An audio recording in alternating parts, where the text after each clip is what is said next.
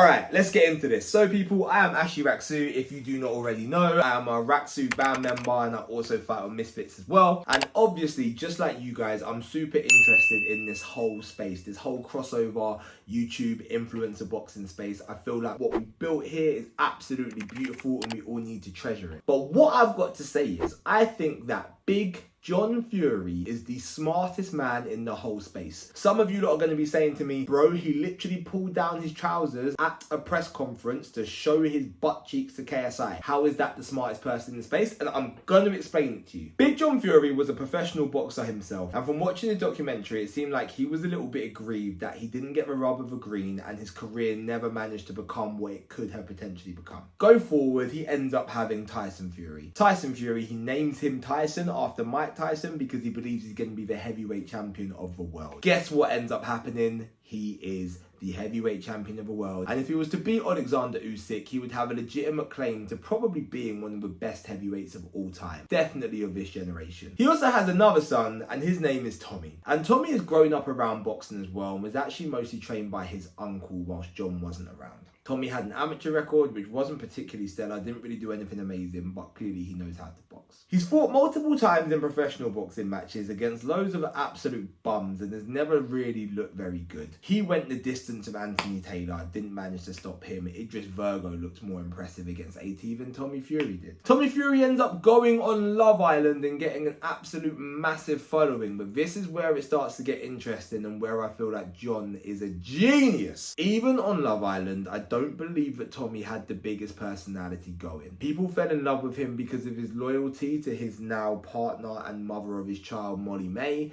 and they managed to develop something beautiful together. But it wasn't like he was rip-roaringly hilarious or really out of this world from a character perspective. And I think that's just Tommy being Tommy. I think there's a part of him which is actually quite shy and retiring and isn't the larger-than-life character that his dad and his older brother, Tyson Fury, actually are. And that's okay because I think they've worked with it. Because the more I think about it, as influencer boxers, it's like we have two jobs to do, right? One, get ready to fight, but all week we have to be really entertaining as well. Like, it's our job to try and sell this stuff. It's not to act like we're professional boxers and be quiet and within ourselves. It's to come out and actually put on a show and have some fun. And if you're going to be the main card against KSI or to fight against Jake Paul, that is a lot of pressure to sell the fight, to cause a commotion, and to get eyes on the event. John Fury's done that for Tommy. Tommy Fury has not had to sell these events in press conferences because John's done it for him. Like, we all remember against Jake Paul when they're trying to do a live stream call and John Fury just going absolutely crazy. He's barely letting Jake get a word in edgewise. And we've all come away from that thinking, oh my word, John is an absolute nightmare. And it's perfect.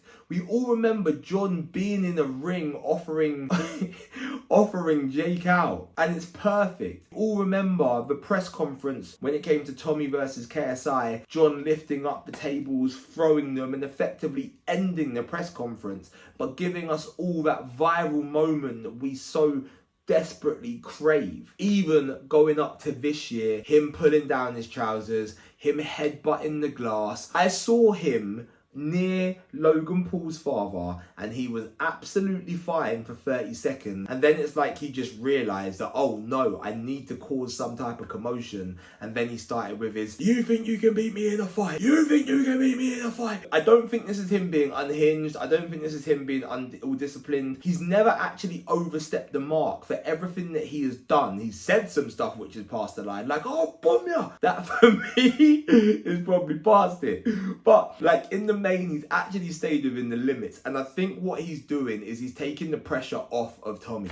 I literally think Big Gypsy John, which is what he was called in that program, that's not me giving him that name, I feel like he's deeped it and he's like, if I do all of this outrageous stuff, then that's going to allow Tommy to just focus on his boxing. And if Tommy can just focus on his boxing against these YouTubers, he's going to get paid loads of money, keep winning and not get hurt, and he's not going to have to feel uncomfortable because he doesn't have to try and be something that he's not, which is a larger than life character on the same scale as a KSI or a Jake Paul. And now Tommy's worth more than £4 million, has got a baby, is comfortable, house sorted, one of the most famous people in the world. And I think a big part of that is his dad, John Fury, taking on the role of playing the antagonist. And maybe we've all bought it hook, line and sinker. I think John Fury might be the smartest man in influencer boxing, because Tommy's made a lot of money and is 2-0 against the biggest names in our scene. Guys, like and subscribe. I'm gonna see y'all soon. Peace.